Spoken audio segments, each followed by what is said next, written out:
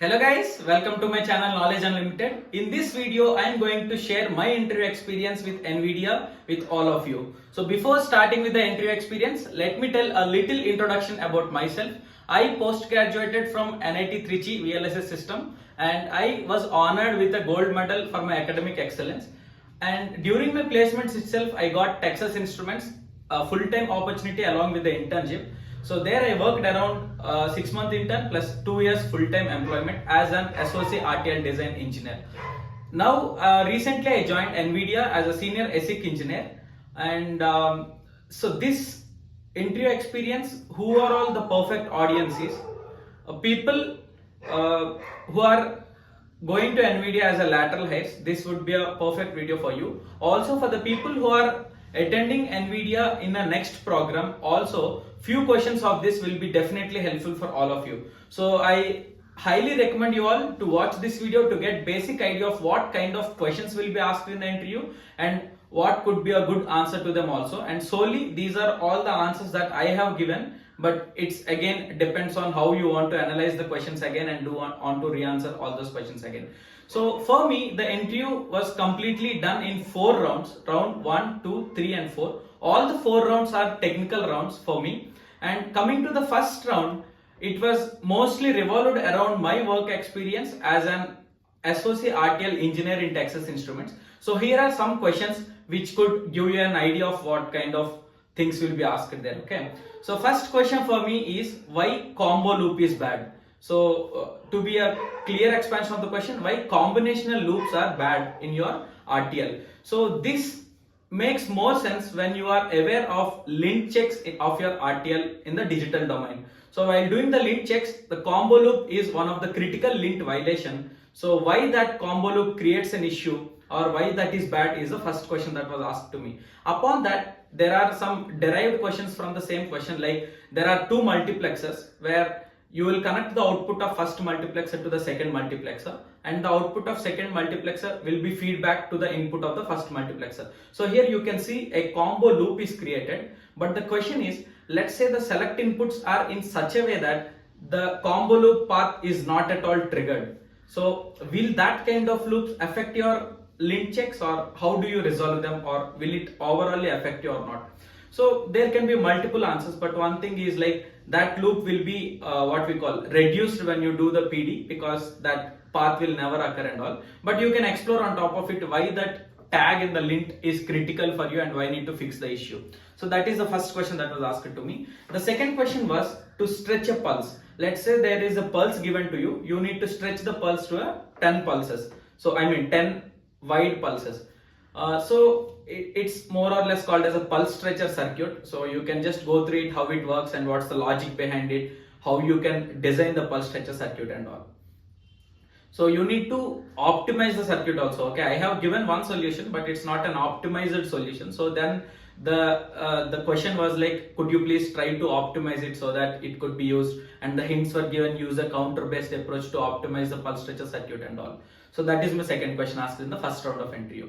So the coming to the third thing, I have worked on functional safety or failure mode distribution related things in my internship. So the question was what I understood or what knowledge I have acquired during my internship in TI is my third question. So that is completely relevant to my work. So that again depends how much is useful to you. But if you are in other domains also, something related to your work experience like this could be asked similarly.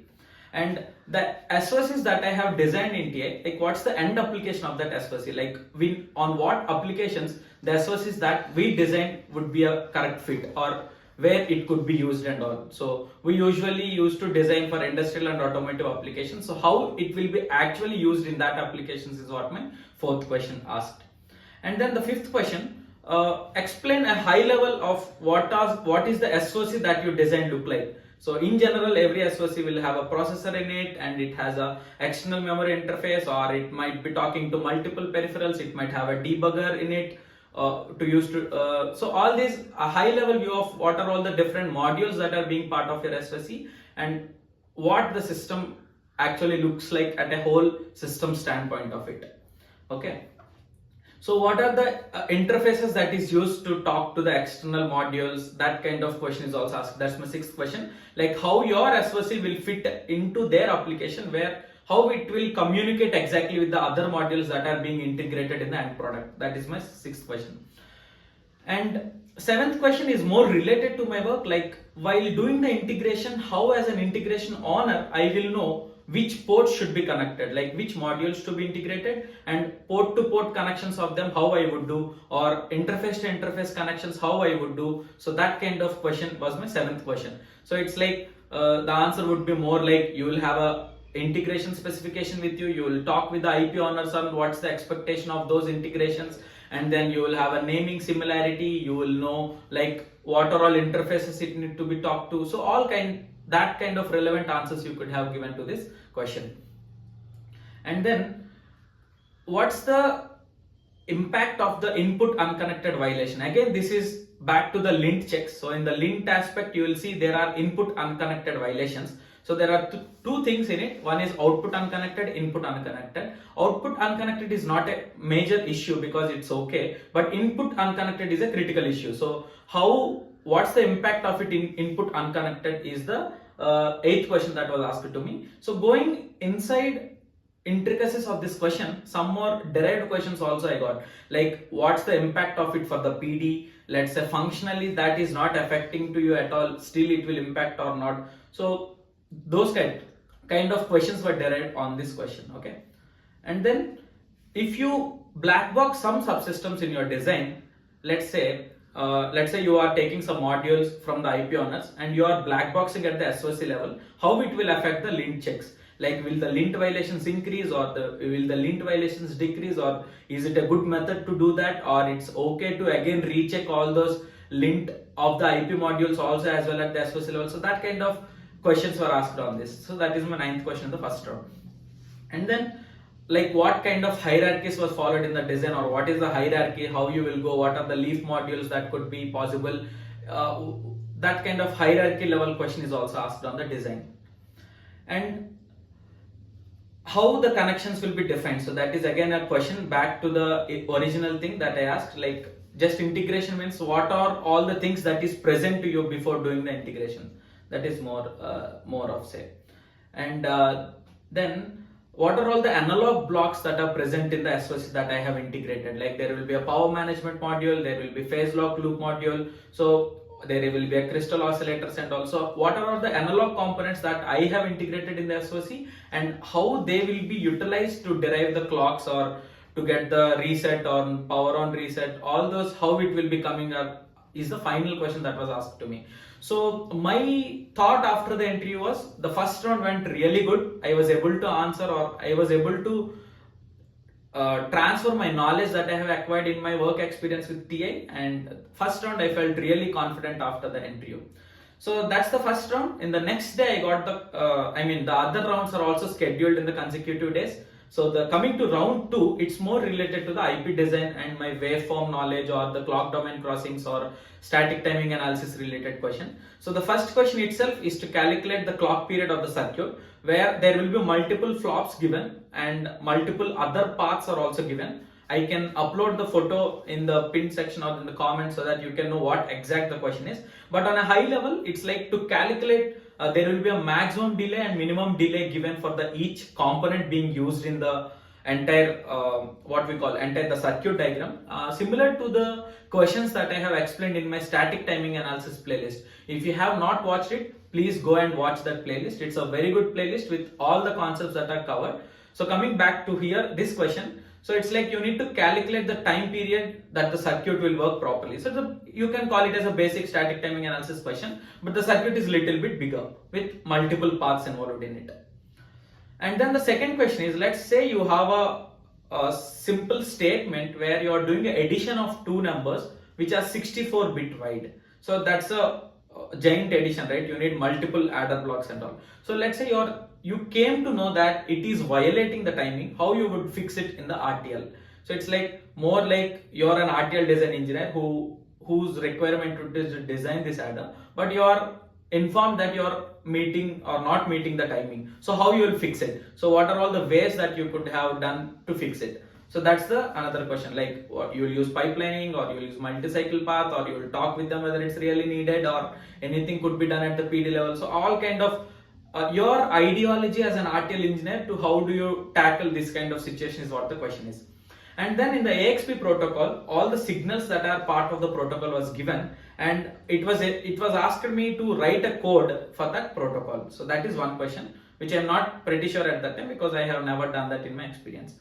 And then how to achieve a pipelining or multi-cycle path in your RTL. How do you write an RTL if you want to involve the pipelining in your RTL or the multi-cycle path in the RTL and all. Basically, pipelining means you will insert the plot. So multi-cycle path means you will have another enable signal where you will enable at what number of cycles you want it to be. Like let's say if you want 3 cycles, then you will enable appropriately at that point, so that the rest of all cycles it will be considered as 1 in your case. So that you can explore little more on those details of it. And then one question is asked on the FIFO, where they have given 2 modules A and B, both are working at the same frequency. But here the tweak in the question is the variation in the clock is 10%. So the worst case could be the first one at 90% and the second one at 110%. So that variation is what causing you the mismatch between those two, where you need a FIFO in that design. So in that case, the frequency is given as 100 megahertz, which is 10 nanoseconds, and the variation in the clock is given as 10%. So you need to take a worst case and the best case. So for your analysis, you need to take a worst case where the first one is 10% left side and the 10% right side. So you will have a maximum difference there. So in that case, you will have module A operating at 9 nanoseconds and module B at 11 nanoseconds in time period I'm saying. Then the depth of FIFO is given as 16. Now the challenge is to calculate the burst length that is needed. So usually many or what are all the questions I have seen, it's the burst length is given, you need to calculate the depth of FIFO, but here the tweak completely saying the modules are operating at same frequency, there is a variation in clock here and there, and then they have given the depth of FIFO, you need to calculate the burst length. So that's an interesting question where I took little more time than expected. Okay, and then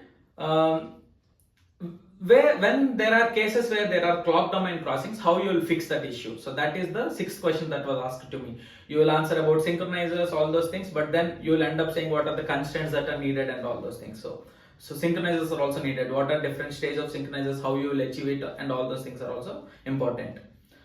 And it's also like you need to stable the data that you're sending for certain period of time, right? So those kind of inputs also would be an added advantage if you have given to answer this question. And then again, like let's say there is a single pulse, how you will detect it. So you will do a pulse stretcher, and then once you are done with that, how you will transmit it, or how you will recover it back as a single pulse. Then again, it's like a single pulse detection circuit and all. So pulse detection circuits or edge detector circuits. So those kind of logics also you need to be aware. Okay, and there might be a couple of more questions in the round 2 which I have forgot. So I'm not saying that only these 6 questions are only asked, but maybe couple of more are asked, but I forgot what else are asked in the second round. So I felt second round is just above average. I'm not fully confident and satisfied on my answers or how it went, but it went really good, not so bad. Okay, and then coming to round 3, it was more about my work experience again, and the interview started with my self introduction, like explain about myself, my graduation details, and my past work, what are all the accomplishments that I have done, all those kind of stuff I have explained in my introduction. And then how I am handling the connections. Being a platform project, it might have a 2 lakh to 3 lakh or maybe 4 lakh connections. How that much number of connections I have been handled in my project is what asked. So more about like how the tools work that I have used. It's like, let's say you answer so and so way you have done it, then how the internal of the tool, how it is being handled, such kind of questions were asked majorly here. And then in detail about what is IPsec XMLs and what kind of information you will extract from it and how you will use that, all such kind of questions were asked here. And then what are all the challenges that I have faced in my work and how I accomplished or overcome them and made the project to an end. So it's like how you overcome the challenges and all these kind of some checks they might do for you as well. And then again here active high pulse detection circuit diagram and a Verilog code for it is also asked me to write here. So and then there is a scripting also is one thing I have done. So they asked me to write a scripting to identify the unique elements from the given list. The list is given like 1 2 3 2 1 like that, and they asked me to write a Perl script or a C code also where you can identify the unique elements of the given list. So that is one question. That is the sixth question asked to me. And also high level, what are all the various scripts that I have written in here, or what the task that I want to accomplish with the scripts. So the major, what I thought here is the complexity of the problems that you have solved using scripting. Maybe they want to know what the scripting knowledge that I have. So that is again depends on the work that you have done. Next, how to swap the key value pairs in the hashes of the Perl. In Perl, there is a concept called key value pair. So how you will swap them and all is what one script they asked me to write. And then they have given one Verilog code and they asked me to find what the output of that and how it will be synthesized and all. That's more or like you have an output equal to A plus B, but the sensitivity list is only depending on A. So whenever there is a change in A, you will go inside and you will do this. So what it will be synthesized to. So that's kind of a high level question that was asked to me. Then how do you, there is one Verilog code and change it to synchronous, asynchronous, like what kind of sensitivity list changes you will do to make it to synchronous to asynchronous, asynchronous to synchronous and all. Such kind of very basic Verilog questions are also asked. And the importance or significance of blocking and non-blocking statements and timestamps related to them, like if the delay is there on the right side or the left side, how it will affect the waveforms and all that kind of questions are also asked. Some more basic Verilog questions were also asked, but on a high level, these are all what I thought may be good to share. So that is my third round, and I'm very much confident after this round. This round really went too good for me as well. And then comes the final round, that is round 4 in the next day. And this is more about checking my, assessing myself to be how good I am. It's like more, again, it started with my self-introduction, and then there is a puzzle asked to me, like there are two wires A and B. One wire can burn in 1 hour and other wire will burn in 2 hours. So it's like you will have no timer, nothing with you, but all details you know is two wires which will burn in 1 hour and 2 hours. Now they cannot be cutted or bent or broken. You can't do anything. Just wire will be straight. You will use that as a straight only.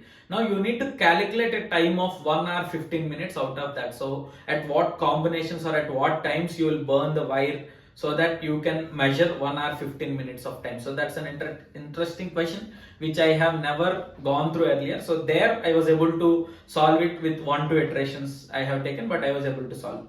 And then there is one more question asked, that is, there are 9 bags with you, out of which 8 bags have a 1 kg of 100 coins and 1 bag has a 1.1 kg coins of 100 count. So it's like 8 bags are kind of similar, 1 bag is little excess in weight. So you have only digital weighing machine, means at a time you can measure only 1 bag on it.